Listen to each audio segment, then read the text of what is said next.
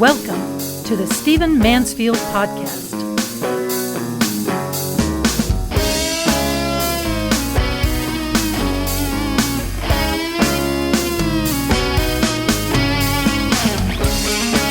Well, welcome to the Stephen Mansfield Podcast. I'm so glad that you've joined me, and I want to talk in this podcast about something I've never addressed before, and that is professional sports.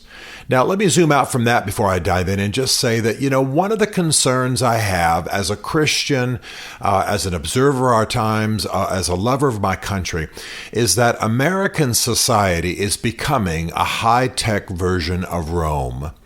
It might be good for you to read a good novel or a good history of Rome and understand what was happening then, how violence and even murder, gladiator games were entertainment, how cheap life was. I've said many times about the way a father could welcome a newborn baby in his family, and if he put thumbs down, exercised his rights as paterfamilias, that child could be exposed on the city walls. It was nothing for a Roman father to be able to kill his child, expose his child after it was born if he didn't want it, if it wasn't healthy, if it was a girl and he wanted a boy or whatever. This was normal. So life was cheap and populations were dramatically increasing, and so the civil authorities had to figure out how to, you've heard the phrase, bread and circuses. Let's keep the crowds happy. Feed them bread, feed them circuses, keep them from rioting, keep them from going violent. As basically they regarded the populace, the mobs, in the way that later British society did. They spoke of Sir Mob, and Sir Mob was somebody, SIR, Sir Mob, was a force you had to consider, in politics, a force you had to serve, almost like the mob itself was a nobleman. Well, this is the way it was in Roman society. And so I'm increasingly aware, again, my field of study is history, I'm increasingly aware that American society is becoming Roman society, a high-tech version of Roman society. If you watch our culture, you watch our values, you watch our arts, you watch our debates, you watch our politics, we're increasingly becoming like Rome. And there are all sorts of things I could say after that. But I want to focus in specifically on one thing that's happened recently. If you pay attention to sports news at all, then you know that the 29-year-old Indianapolis Colts quarterback Andrew Luck, who once was one of the most prominent quarterbacks in our country, just beloved, celebrated, people anticipated great things from his life, that he has resigned and left the sport. 29 years old, hundreds of millions of dollars. In fact, someone estimates that between endorsements and contracts that he walked away from $500 million as he walked away from his sport. But he got up and tearfully said that the injuries he had sustained had robbed him of the joy of the sport, that he wasn't sure he could give his best to his teammates, that he wasn't sure that the sport wasn't actually in danger of taking him away from his wife and children. That to stay in the sport, he didn't use these words, these are mine, might have been tantamount to suicide, that he was dealing with constant agonizing pain. I'll tell you one little fact about his pain here in a minute. And that he was leaving the sport as a result. Well, as you know, there's nobody bitchier than a bunch of sports commentators. As much as some of my friends are sports commentators, and I enjoy them on television and radio, the fact is that there's no bigger bunch of gripey little girls as much as sports commentators, and so they ate him for lunch. Obviously, sports commentators want you to stay in the sport. They want to talk about you. They want to be writing about you for the next 50 years. And when Andrew Luck stepped out, he basically removed a hero, removed an icon, removed a topic of discussion.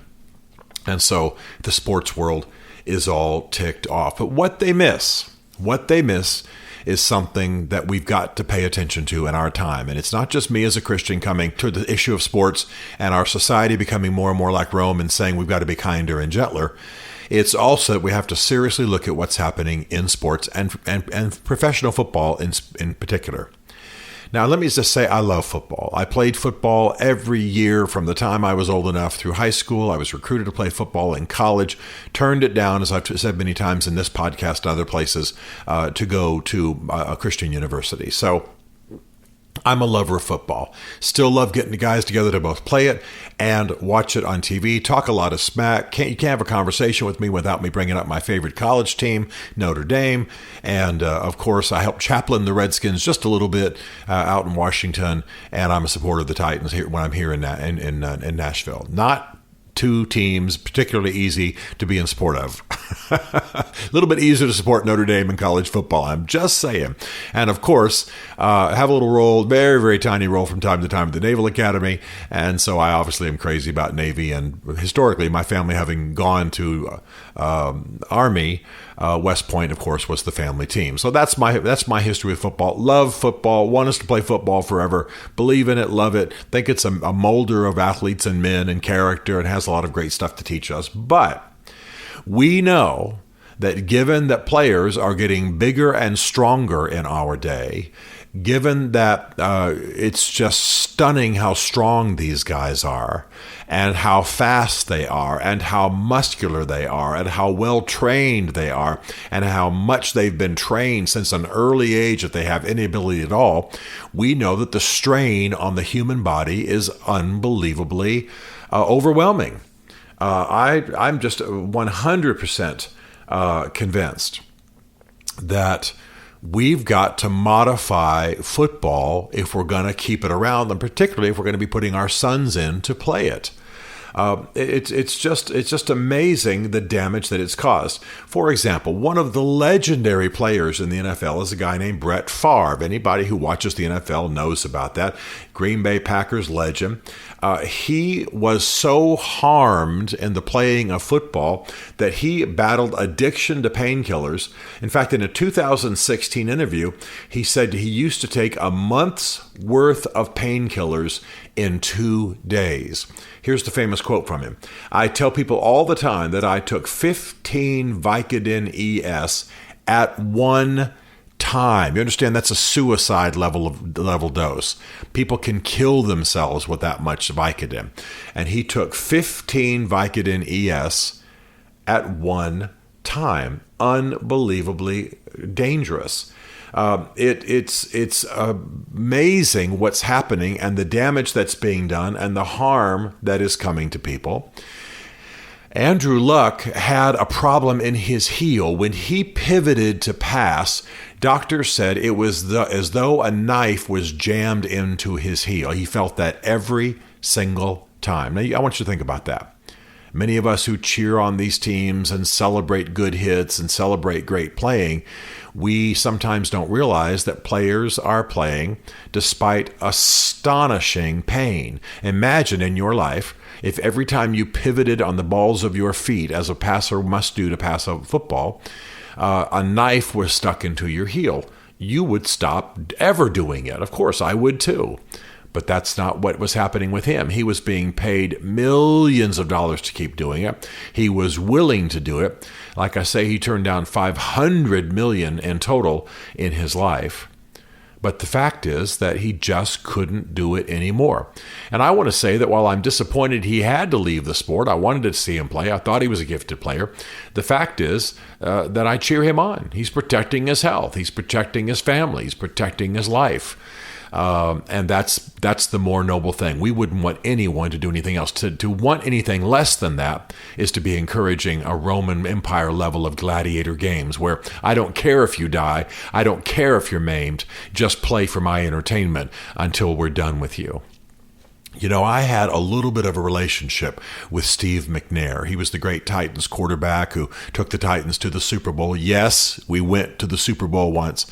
And he was amazing. But let me tell you what he suffered with. After he retired, I knew him a little bit, and he had a fractured sternum. His sternum, which is probably in you fused so that it's one solid piece of, you call it your breastbone. His was split because that's basically cartilage going up and down there between the two sides of your rib cage. His was split. It had actually been broken open during a football game. I want you to think about that. Your rib cage is the thing that protects all your vital organs, your heart, your lungs, etc. And his chest was basically split open. He had to sleep upright every day of his life. He had pain constantly. There was never a day he wasn't in pain. He had whole medical teams helping him to manage the pain without taking ridiculous amounts of drugs. It was just stunning. And of course, he ultimately was killed by a girlfriend in a horrible incident.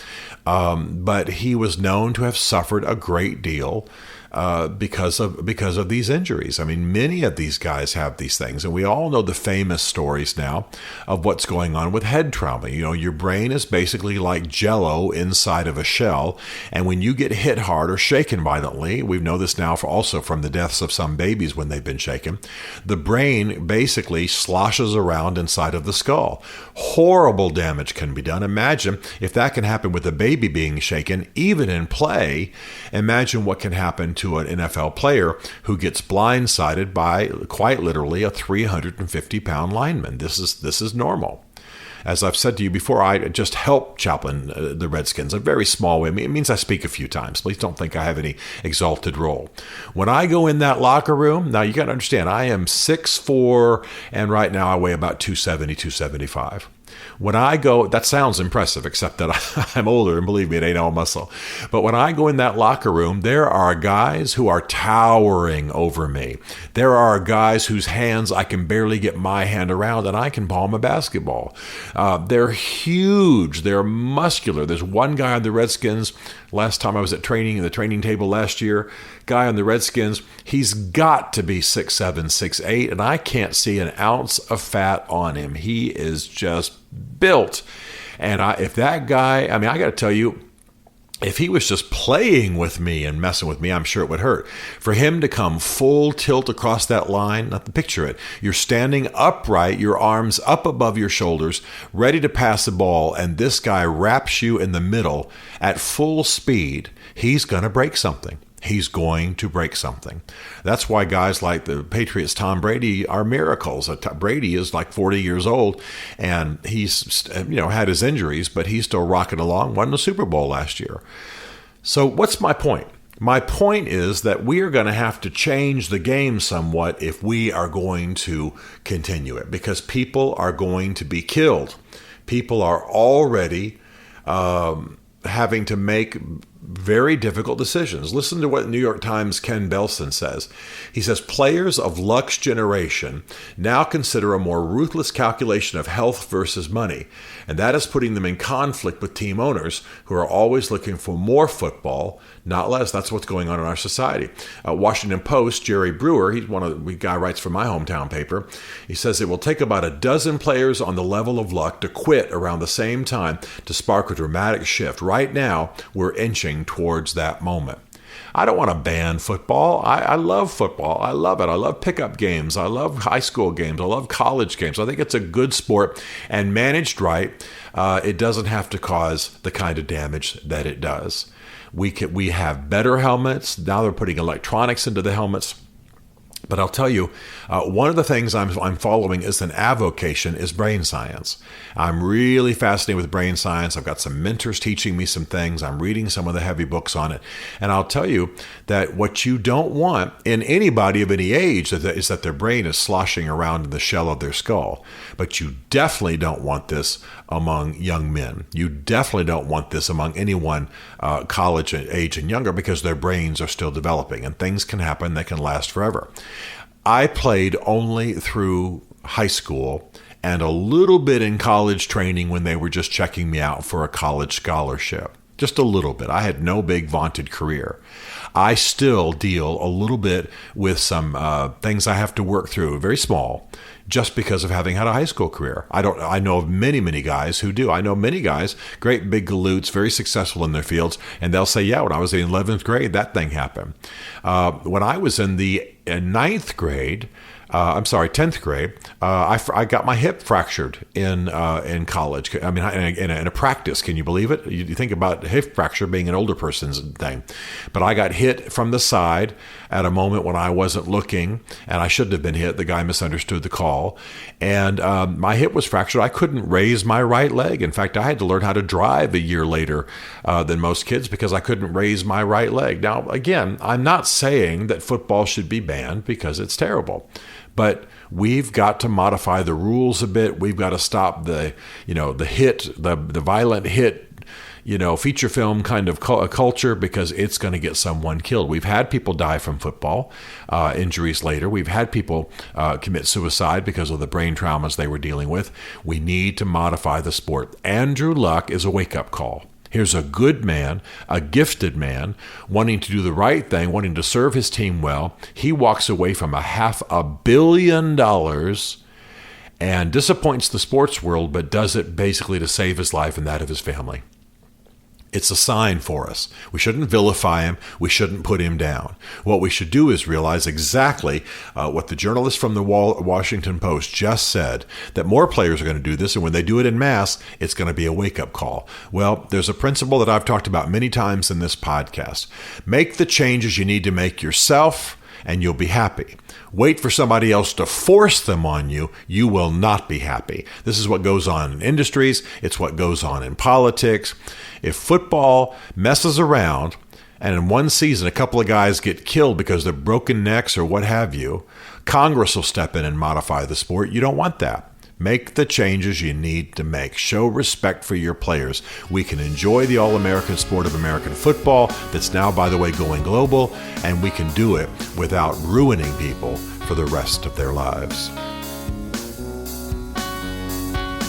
Stephen Mansfield is a New York Times best-selling author, a popular speaker, and a frequent faith and culture commentator on Fox and CNN. His groundbreaking books on faith and society include The Faith of George W. Bush, The Search for God in Guinness, Mansfield's Book of Manly Men, and Lincoln's Battle with God.